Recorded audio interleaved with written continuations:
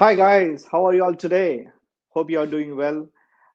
Guys, today I have to just do a straight video, which is not on my schedule, but it's very important as the elections are going on for council elections in Victoria. So the reason being, I have to do this quick video because I found a gem. Um, a young lady who is contesting for the council elections from western suburbs. But let us know from her, instead of me saying more about where she's standing from, where she come from, what motivates this young lady to come on elections. Okay, let us introduce Mehak Sheik. Hi, Mahek. How are you? Hi, Ajay. Thank you. Thanks for having me on your platform. Thank you very much. Nice to see you here. Mehak, we just, it's not a interview, nothing. It's general chat, be relaxed. We encourage the youth to come on in Australian politics. And then I found your profile is pretty good. I saw the way you talk in other shows. I thought like just to contact you and get you on board. Guys, I tell you, Mehak is a very vibrant, energetic girl, and she's just young as I won't reveal her age. Let her tell. Okay, Mahek, I would like to That's give okay. opportunity for you I'm very happy to. I was gonna say I'm to very go happy ahead. for you to reveal mine. I'm 24. If anyone is curious. Okay, guys, she's 24 years old, young girl who is participating very actively and competing with the men, the older men, and the more efficient politicians there out there. And being young girl, she's fighting against these guys, and she want to bring change. Definitely, we encourage the young people to come on board in Australian politics, bring change. Okay, let's go ahead with a listen from Mehak. Mehak, can you tell me briefly about yourself, where you come from, what your education background? Just let Yeah. me know. Yes, Yeah. thanks, Ajay. I just want to start by saying, because this is a live interview, I just want to acknowledge that I'm dialing in from the lands of the Kulin Nation, and I want to pay my respects to their elders, past, present, and emerging. I think it's really important, and you've probably heard me say it before, that as we do our work in advocacy, in politics, in media, doesn't matter what sector it is, we do it alongside our First Nation communities who are often actually left behind in these conversations. So I just want to start by paying my respects and acknowledging their ongoing work. So my name is Mahek. I am a candidate for Shafie Ward in Wyndham City Council. This covers Werribee, or parts of Werribee, parts of Hoppers Crossing, and Tarneet, if anyone knows where that is. Um, I have obviously this is my first time running as a candidate as well, but I have been involved in advocacy and in not-for-profit work, in community organizing, community engagement work for about 8 years now, which is actually the same amount of time that I've been in Australia for. So I came to Australia from the UAE, so Dubai, Sharjah is where I was before that, but I was Mhm. actually born in Kenya in East Africa. So I have I'm fourth generation Kenyan, but my Okay. ethnicity is from Punjab, pre-partition South Asia, and have Oh. been as a young Muslim woman. So all those parts of my identity really shape my world and shape how I navigate it, and are important to who I am. My educational background is in psychology, so I love understanding people. I love understanding groups of people, not just single people or individuals, Mhm. and love understanding society. You'll often catch me asking really big questions about how our society is working, how can we make it better, and I think that's also what motivates me to get involved. I've been essentially in the not-for-profit sector in my career, in the not-for-profit Mhm. sector, also working on kind of local level, local government change projects as well. So done a bit of the local and the national as well. So I'm quite Oh, lucky and blessed to have had all those experiences that I now hope to bring this energy to local council. fantastic. That's good. Good to hear. So you're like an international woman, like travel different parts of the country, live there and studied, and you know the culture better. Like you from ethnic from Punjab, so you have the Punjab origin and bit of Asian. You've been to Kenya and African countries, and you've been UAE. So you're diverse, and then in Australia, and you did education in Australia, and you might have the diversity. So I can see all diverse community present. But Mahek, what we discussing today is about your understanding of youth. So you have traveled from your childhood with your parents to different countries. You might have experienced the issues, especially youth as a youth. You have grown, and your mindset is different from the young older ones, right? Now, what I would like to know is just want to brief about like what are you doing at the moment? Are you working or are doing community service? Can let me know about yourself. For sure. That's a great question because I actually am in the youth sector at the moment. So my Hmm. day is entirely around how do we support young people, whether it's peers or people who are younger than me. Like my entire world at the moment is about young people, which I absolutely love. I think young people Hmm. give us hope. They are our future and they are also our present. So we're not just thinking about them in the future. They're actually active contributors right now as well. So I love what I do. In the day, I work in capacity building. So essentially, what I do is Okay. support other young people to start up their ideas. If they're thinking about social change, environmental impact, I essentially support them to do that. I've also just been working for the past 3.5, 4 years in the migrant and refugee advocacy space. So in on a Yeah. national platform, again with young migrants and refugees. So that's kind of what I do. I also have a social enterprise of my own. I have two, but one that I actually run by myself and one that I've co-founded with other young people. The Hmm. first one is the first social enterprise that I run is called Yulin, and we essentially deliver life skill workshops and emotional intelligence workshops for young people, which is culturally accessible. And then Hmm. the other stuff that I do with my co-founders is all about creating a space for young South Asian change makers to come together and create impact. So, as you can tell, I am very embedded in the youth space Yeah. and with young people, and I am a young person myself, so I know Yes. experience. Quite interesting, guys. Let you know this Mehak is a very vibrant, energetic girl. As you see, the young Australians have the power to shake up the political process, and this is the Yes. first step. I think Mehak is here to show an example, and especially these young chaps are very vibrant, and they are very good at social media and the technology use. They can bring a change to the whole thinking process of all, especially political thinking process, right? Um, Yes. and yes, and I see like Mahek, I just want to understand. Like I was talking to my kids. My kids go to school. They're young still. You already passed the school. What I've noticed is the young children are not engaged in the Australian politics. Like in Mm, 2002, as per I know, there was like Australian young council was formed for the young politicians, yep. and it was funded by the federal government till 2013. And after that, I see that the funded was stopped and that they're not engaged much, like disengaged. So what does mean is the politicians what the older politicians what I see is they are more self motive than the general benefit of the people, and they don't bring value to the to what they have to they promise for, and it's more self oriented for the party or for the benefit of their own. But the young people are not like engaged. So what do you think if as a young people, or if young people are engaged, and what changes you think in your mind can bring shake up this political process? Yeah, huge question because I actually already know many, again, like I said, because of my day jobs, right? I know I would say at least 600 young people, Mm, individually who are already creating a lot of change in the world, who are leading their own projects, who are also running in council. Actually, at the moment, there is an organization called Run For It, two organizations. One is called Run For It, and one is called Not Too Young to Run.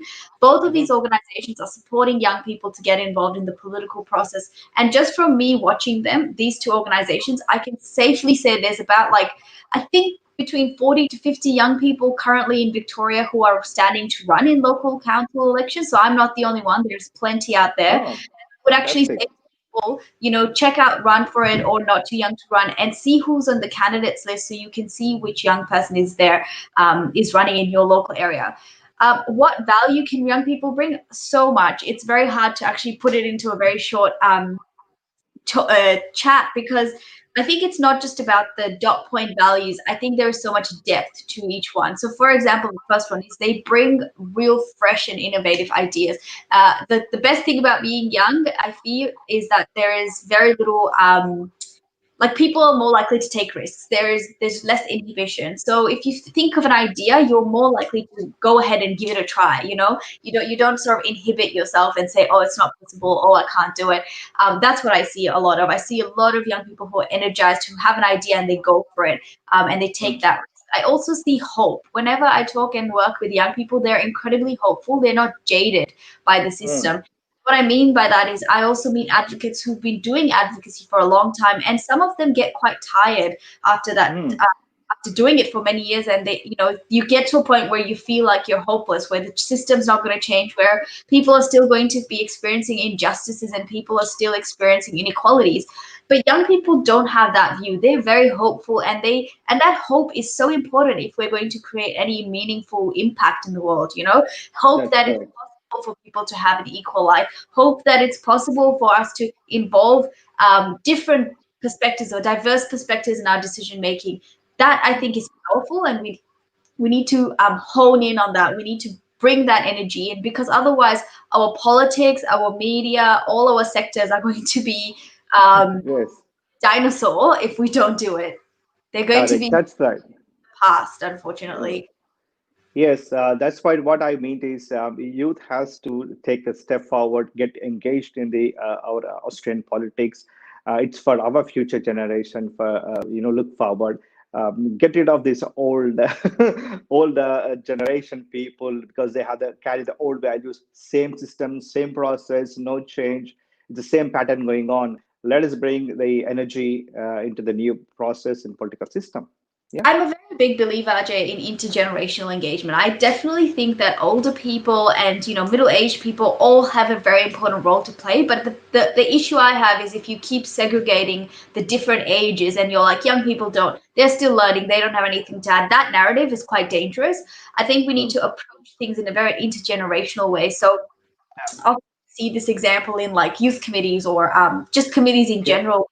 You have older people who hold on to those seats in executive and leadership positions for years and years. And in my mind, I'm like, it's about time you mentor the next generation. Like, share your skills to the next person so they can come in and take on. No one is going to take away your value. No one is saying that you're not going to have something to contribute. What we're saying is that you can add to this young person's experience and continue Yeah. to change in whatever you're doing. That's one of the ways I think we move forward. We can't say that neither of them Mhm. just They, together. it should be a mix of experienced and then youth, together. That Totally. will bring change, basically. And I think what other thing I've noticed is the young people who just started, got the voting rights, we can say just 18, who attained the age of 18. What I've noticed, people doesn't know about the students in school itself. They're not taught about the politics much. It's just the outline of the hierarchy of how federal government works, state, and they don't know about local governments at all. I've seen these guys like they once they come out, they don't have an idea. They just randomly select any of the voting when they got it because they have to vote. It's a Yeah. mandatory, it's a compulsory, but they don't have the idea of the system, how it works, and how to vote to the politics. Do you have an idea about it because you did education? So can you just touch base? Actually, I didn't study anything to do with civics or politics, or I actually, like I said, I studied psychology. My background is in this very science, humanities area.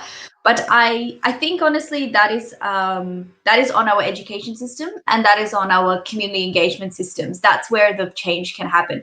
I don't think it's always going to be I don't think you just say, oh, young person, you should like know about it. Sometimes you don't even know what you don't know. So how do you know where to start? Is the point I want to make. So I think it's on our education systems to make civics something that everyone goes through. I'm actually like you, Ajay. I'm a migrant to Australia. I came 8 years ago, and when I came, there was there was nothing that was told to me. So if I had not gone through the system and there is nowhere else to learn about this stuff, how am I going to get engaged? I think my case, my personal case, is different because I got involved in community work and volunteering with the local councils and community centers.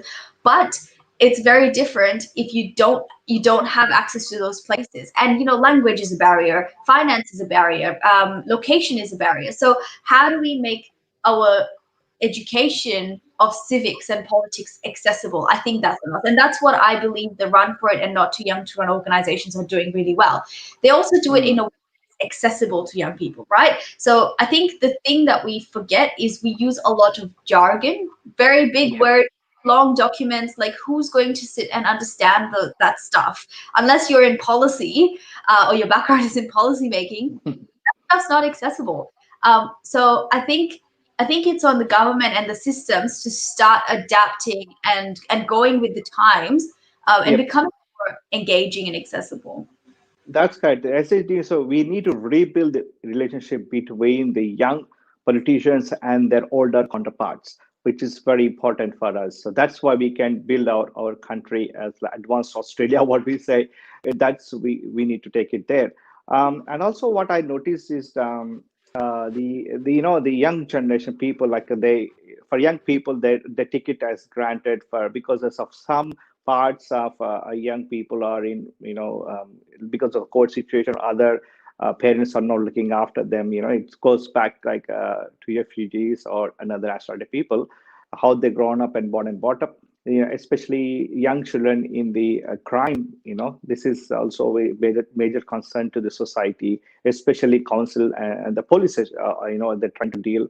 What pity I found is young people in the crime, they've been just noted as a crime. I don't want to be a criminal thing, like, but because of the activities, we need to engage them in maybe counseling, doing counseling for them, and taking the right path, mentoring, to take them to advise them. So what do you think about the crime, especially the hoons, in some issues going on the streets, residents are complaining, the crime rate is going because of the youth. So Yeah. what is your opinion? Yeah, that's a great one. I know I hear a lot about this in my local area as well. I mentioned this a couple of days ago on Radio Bold that actually my local area was in the newspaper a couple of years ago saying that there was a lot of youth crime and there's a lot of young people causing crime. I have a few comments. They are personal comments, of course. The first is I think we have over reporting on particular crime than on other things. So you'll see if you look at media articles and newspapers, actually there's a report coming out very soon. So if I get my hands on it, I'll share it. But there's a report coming out about how many times media channels talk about young people and don't actually bring them into the conversation. So often for me, when I hear about a youth crime or something like this, my question goes to, did you ask the young person who was involved in it what was happening? Why was he doing or she doing that particular Mm. thing? I almost never hear that in media, right? I almost never hear it in the storytelling. So that's the first thing, the reporting. The second is I'm not discounting that there isn't. Of course, there is crime. There is crime everywhere. But for me, I think there's two sides of the response. The first is that some people are responding to the immediate problem, which is, okay, there is a crime. Let's deal with the impact of that crime or why that crime is happening in that moment. I'm more interested in the core reason that crime is happening. If you talk to if From my experience of what I've read, who I've spoken to, crime happens for a few reasons. There is usually financial reasons that crime happens. Someone obviously doesn't have access to something that they feel their only way to get it is to go and commit a crime to get the Yeah. necessity, right? That's one thing. Yes, that's right. The second thing is that people do it for clout. Okay, maybe you can say clout or peer pressure. If you're among people, among a few other people, and you feel peer pressure to do something, and you do something that is perhaps not considered as considerable behavior, that's another reason it happens. And why do you do that? Why do people feel peer pressured into things? They want to fit in. Every single person I know in this world wants to fit in somewhere, right? Whether it's your Yes. family, social cycle. So you will do things to please other people. So let's think about that. And then the third thing is, I think there is mental health challenges that we're not talking about. And I'm not talking about mental disorders because there's a difference between the two, but Correct. mental You're health right. challenges like the stresses and the anxieties, and the world that we live in today. Again, I mentioned this recently on another talk, but the stuff around challenges of employment, challenges of education, challenges of cultural living between cultures, all of this is a lot of pressure on a person, and sometimes may lead them to do something they don't intend to. So I think we need both responses, immediate and systematic responses. And I personally am more interested in the systematic response. Fantastic. That's what it's very important, the mental health, what we talk about the children. I was mentoring a couple of young people, like, one is a school pass out child. He was in his school time, he's wandering around in the bus and train stations, a bit sad face. And I happened to speak to the guys, why on school timing, everyone goes to school. He's in the school uniform going around. And he says his parents they have a fight, and then he don't have, he's stressed, and he don't know what to do, how to deal with the situation. He's so sad about it. And Oh, we have to do counseling for them. And also I came across one of the young guy. He's about 29 years old, and through Centrelink he came to me, an Australian guy. And then he came for as apprentice, through Centrelink, for my landscaping business. I used to do landscaping. I still do landscaping business. So the guy has come to me for training, and I paid him. But when he took the history, he has 13 criminal cases on him. mhm. And then I didn't find, unless I got an NBN contract, there's a police check I have to do, send the police report on to engage him, give him a job. But I was dealing with him for like about 3 months about, and I didn't know, I can't make it out. He's into criminal records. He's so nice and guy, very nice chap. He want to change himself, wrongly involved in the crime, but they need a change because there's no one to guide. So this is all we need to really think. Some mental health, what you said is very correct. To counsel and give opportunity for them to change, for a change. I And Mahek also, yeah, Korea, carry think on. something you've mentioned there is really important that I want to present back is that mentoring element, that element that everyone has someone in their life that believed in them. Like, even you can think about it, I can think about it. It could be your parents, it could be a teacher, it could be a Yeah, you, but someone somewhere believed in what you were doing and saying, and and that made a difference. And I feel like we don't have enough people believing in young people, and so when they fall behind, or there's nowhere, they don't feel like there's anywhere to go, we then blame them. But for me, it's like, do you support them? Do you believe them? Are you listening to what they're saying? Because they might be upset, they might be hurting. How do we support them to get through yeah. this? Situation. Yes, there should be an opportunity. There should be more education programs. Still, the Austrian government is there available, but the awareness is not there. There's so many programs for the youth. They can take up the free courses, online courses. Universities are conducting some courses which they can upgrade skills and get a job. This is very important. Once they engage in a job or a sports or education, these crime rates will go down, and then they support themselves.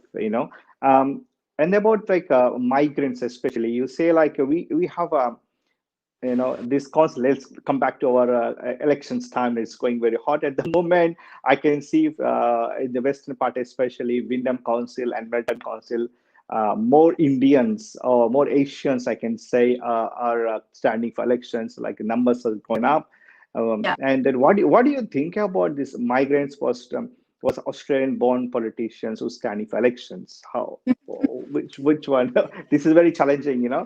It's a great question. I consider myself Australian. I have had multiple, as I told you in the beginning, I have multiple experiences around the world, but right now I am in Australia, so this is where I call home. Yeah. So I'm Australian.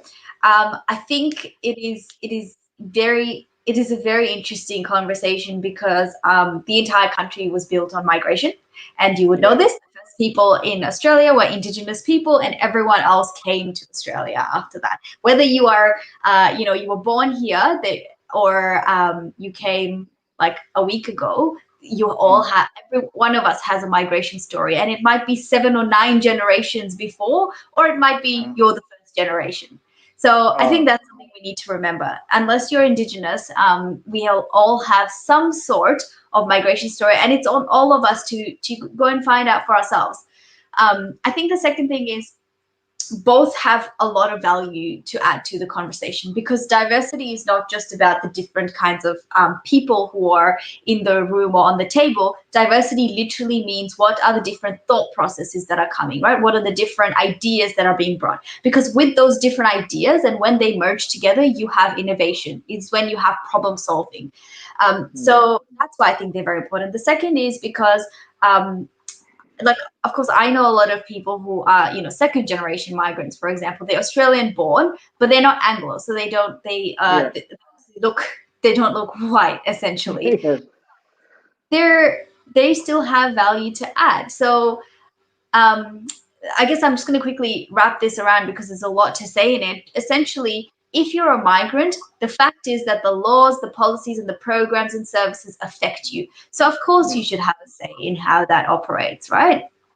The same thing applies to, for example, internationals. Let me talk about international students really quickly, because I think they're one of the groups that are forgotten in our conversations all the time. Their migration story is very different. They come for a short period of time, and they add a lot of value to our economy, but they're often forgotten when we make decisions. Think about this recovery, and I know this is a state level, but this is an example. They're sometimes the last people. We're like, oh, we have to remember to do something for international students, because there is no international student or someone with an international student experience. Maybe they're not Yeah. at the moment in decision-making tables. This doesn't only apply for politics, it actually also applies to other areas of work. So if you think about decision-making in businesses, corporates, trade, all of that stuff, if the person doesn't have lived experience of what it is like to try and make your ends meet, or to try and get your voice heard, and the challenges that comes with, how are they going to make that channel accessible? They're probably not going to, because they haven't even thought about it. It's the same with Correct. women. If you don't have women in decision making places in politics, then you Yep. have laws that are put forward, or bills or programs, policies, whatever you want to call it, that don't actually address the issues that we're talking about. So this is why I think you need Even mix. women, you need migrants, you need people who are born in Australia, and you need First Nations communities as well. So Because yeah. it's a migrant country. We all migrants came out this from the country. So now the population is growing. More migrants are coming down, and settlers are settling down. It's very important for especially the migrants who want to enter into politics. For my advice is, please go through the local Australian politics. How you can always bring a big change, because the country you come from has a different political system, and just pick the good one from there and see the difference, the gap what Australian political system is lacked, and then try to fill the gap and make a change. It's better for your life, because we're going to stay here. It's make our life easier, as well as for future generation. Mhm. Please, what I have seen is some people have good ideas, thoughts, but they can't express, and it's the agendas. Let's talk about the agendas. Like, it's very interesting. People have different agendas, and mostly common points coming from the council part, like, oh, I'm just going to put the transportation, or maybe hardware, or could be rates cutting. These are general talks. What do you think of Mahek? Like, how we can just I want to know about your agendas. Like, can you give me the top three agendas what you have in your mind?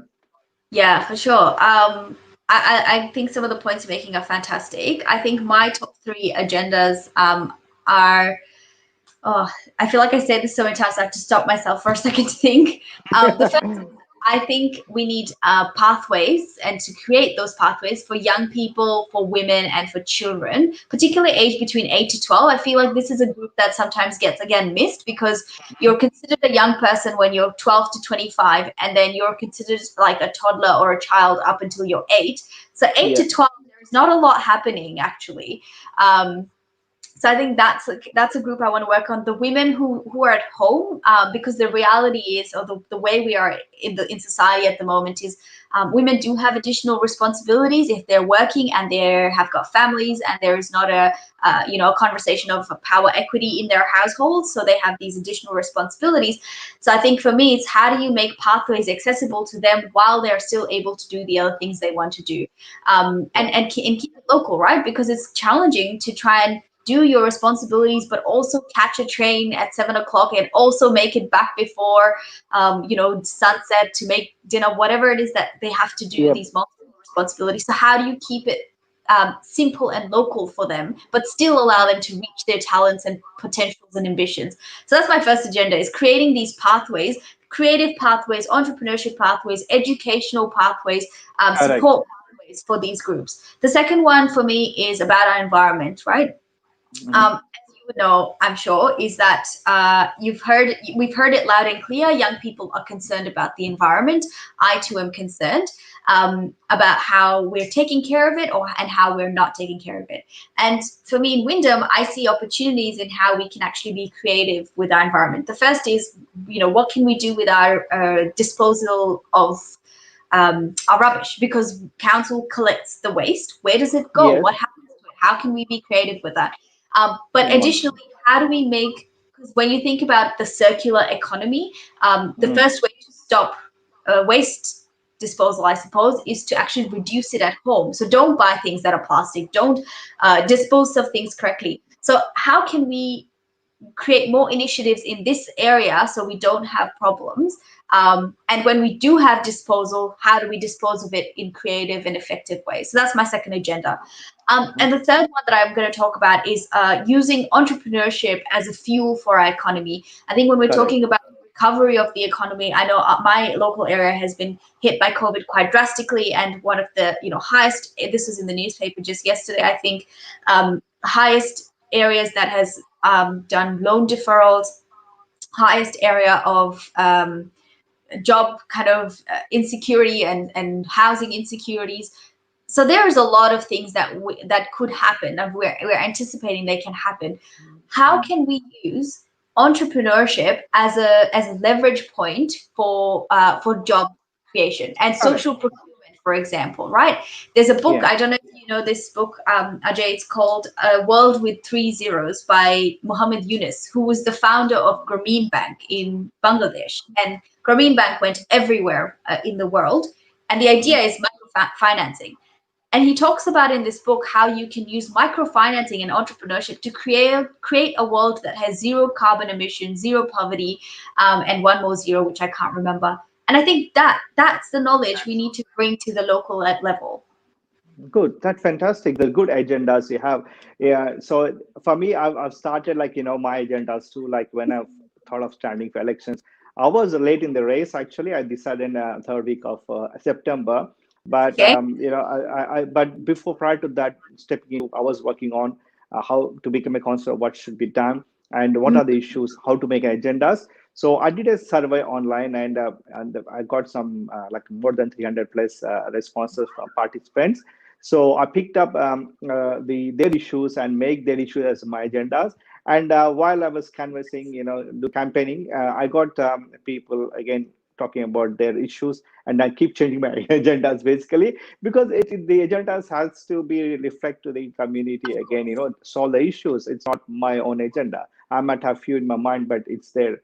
And amazingly, it came across with so many things, and they have to be practical as well. I can't say I'll build a airport or maybe a train station close to my home. They have to be realistic. And what I did a workout and asked the mayor and councillors and council as well, is it possible to make my agendas like I want to bring a TAFE college, with the CRICOS, so that Melton will be in a global, placed in globally, and more, and then also local people also will get educated. The kids after school don't need to go travel to the city or other places, so they have this TAFE college only locally itself.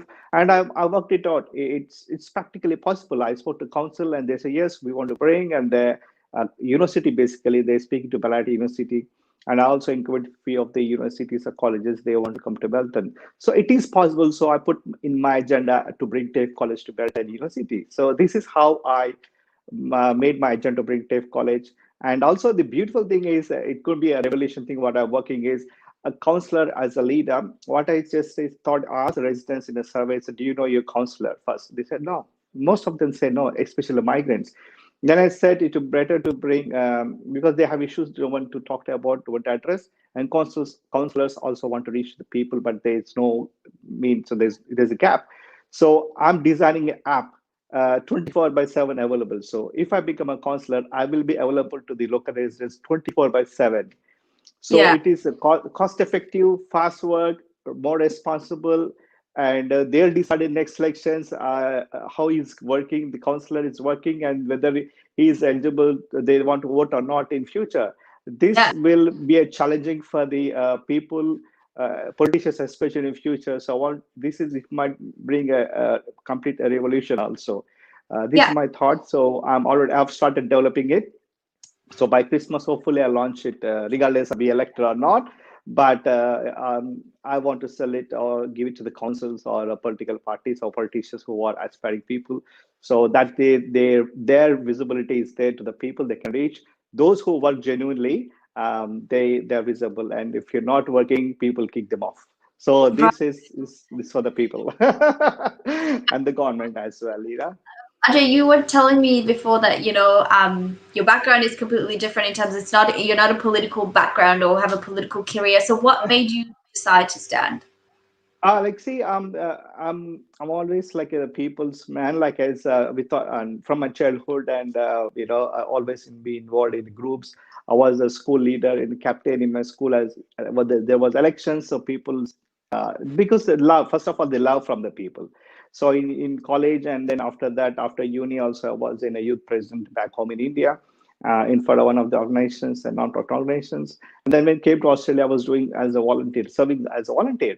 So then my strong point is events. So I do events passionately, meet people, build network. So I was into Melton City Council as an advisory board member, work Hmm. closely with the council and all the councillors, MPs, federal MPs.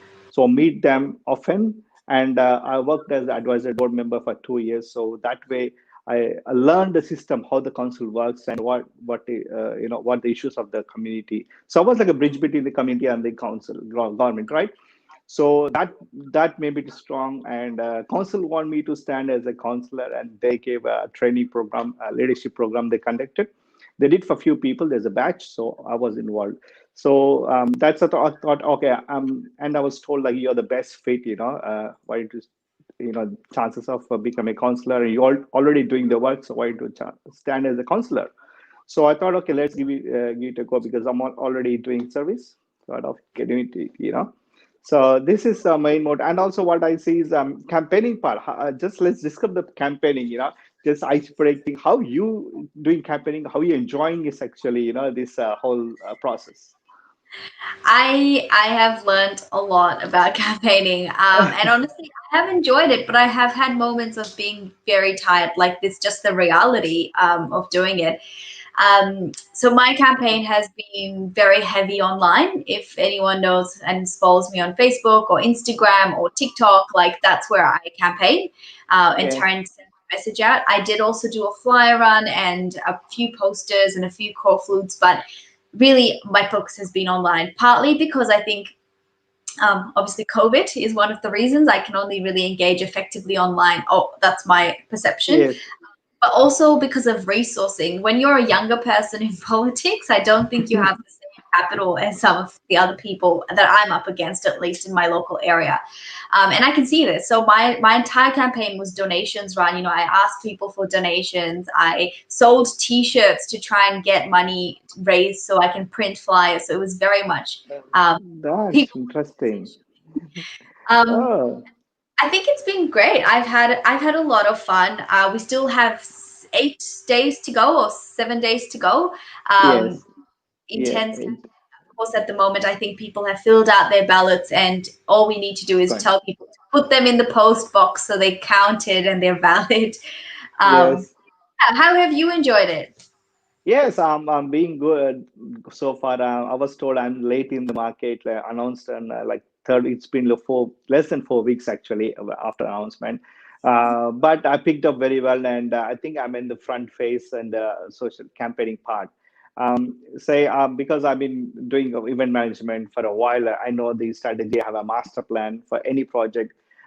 So I've recently did the Divas project for women empowerment, changing women's mentally, physically, emotionally. So I was very much involved. Because of COVID it was stopped, and then same master plan I've used it for my campaigning. So that really very well. That the thing was like, what I've noticed is it's a low effect, low cost, high visibility, and environmental free.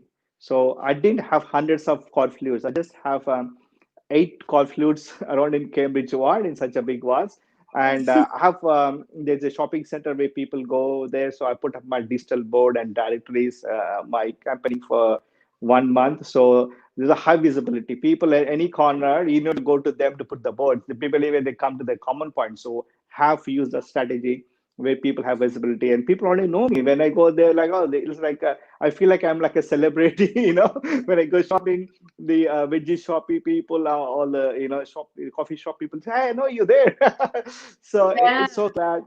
And whenever I go to any suburbs outside to meet people, they already know me, and I'm yeah, getting calls as well. So it is good. They appreciating that the way I worked smartly, and low cost is very important. And I did a survey on actually to print a car, like I have these brochures. Basically, you can see these brochures. I've print out like this paper, three-fold ones deal. The reason being, I wasn't going for this basically because it's 15,000 flyers. It's a waste of environment and printing cost. It's expensive, and printing 15,000 of these flyers is equal to the digital presence in, and it gave me more visibility than this one. So, but the reason I have to print this is, the some I did a survey people who are into digital world. I know it's only there are about 1,70,000 people in whole Melton, the population. And out of that, as per the Google family, Instagram, Facebook, Google, YouTube, it's only 49,000 people use it, and the rest of the, like, around less than 50,000 say. So 1,20,000 people are not into this Google family. So means they might be using their own national channels, or other things. So, and I found the most dense area is the Calhoun Springs, Burnside Heights. So for those people, elderly people especially, and different nationality people, so for them I have to print this. So I made decision last moment, and it's still I'm distributing flyers. So so this is how it happens, and this is all about they don't have technology. So it's like a whole thing says they read this, and that's enough. It gives all information, just not random flyer to throw on the garbage. yeah. So this is, there are many things anyway. It's a lot. Again, like you said, for me, this is a huge learning journey. I'm so glad I've done it. I Great. actually just want to also shout out to the people who have helped. I don't think any of this is possible. A campaign is not possible by yourself. So, Nah, yeah. friends, the family, the team that have formed naturally, who are there to give moral support, like they are so very, very, very valuable in this process. And Yeah. yeah, I've been really grateful to experience it. So now I feel like equipped to support another young person next time to do it as well. Yeah. So I just want to, like, last thing, before we end up the session, did tell about your family, or how your parents have they, how they encouraging you to get into this politics, and what support you getting from your family. A little bit about your family. Yeah. Of course. My parents are my absolute top supporters. We had actually an issue, Ajay, with our distributors, and I couldn't do my postcards at the time I wanted to, but my parents spent 2 days walking and walking for six Oh hours my each God. day to try and get Horrible. postcards out. And this is what I mean by, the older generation supporting us. Like they went out of their way to try and ensure that I got my message out there, and it means everything to me for them to be able to do that. And that's what I really hope particularly other South Asian parents do for their children. If they have an ambition, whatever it is, whether it's counsel or being an artist or, being a professional lawyer, they Mhm. support them fully and thoroughly. So I can't say in words enough how how grateful and blessed I feel to have that family support. My brother put my website together overnight. Oh, My my friend did my campaign video in 9 hours. Like, these are the people without whom none of this is possible. So my good. message to people is, like, hold on to your loved ones and tell them that they matter to you, because they really make a difference. Fantastic. When my kids are excited that I have two young boys, 14 and 10, and my wife is an IT profession, and though she's busy in working our full time, but she's helping me out and whatever she can. And kids are also helping me out. They're making the videos, putting the curfews, installing the curfew boards, all the stuff. They're excited. They want to see me, as a counselor, and they're proud of, proud to be a father is in politics now, though they don't understand the whole system, but they're excited. Dad is like, my younger son is dad is super, like, and then they're excited. They're so much excited at the moment. So I love That's this, enjoying the family involvement here as well. Yeah. that's beautiful. Yeah. And on the local council level, it's about our local residents, our local families. It's not about some, party politics and which party is people on this level. So yeah. It's all about the individual.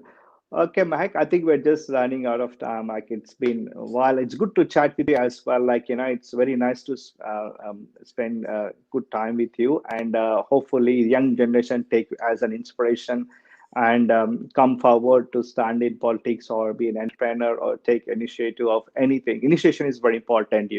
Thinking ideas will get it.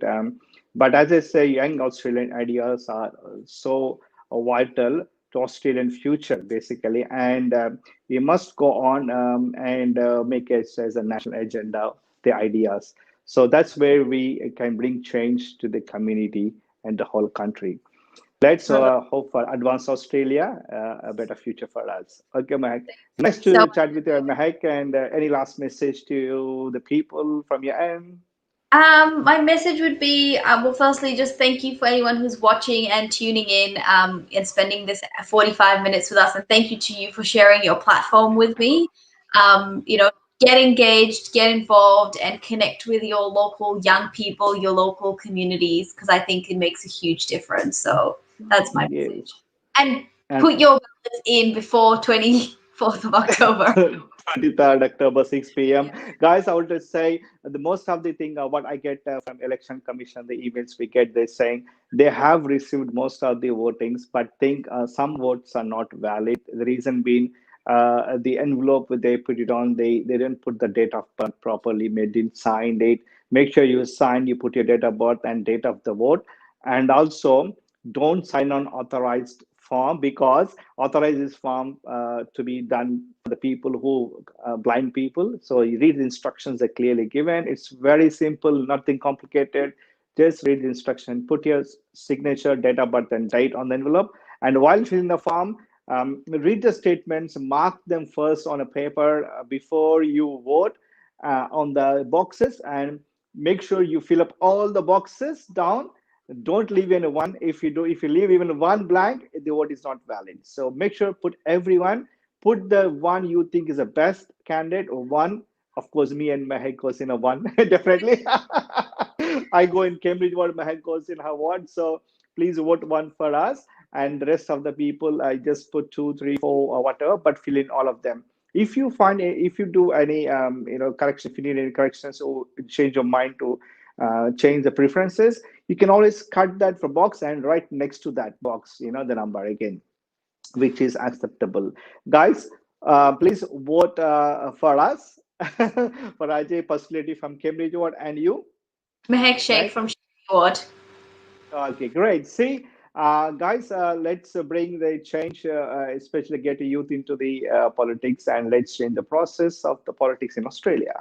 Okay, guys, thank you very much for watching our video. Good luck, Mahek, and all the best. Have a good night. Bye bye. See you. See Bye. ya. Bye. Bye.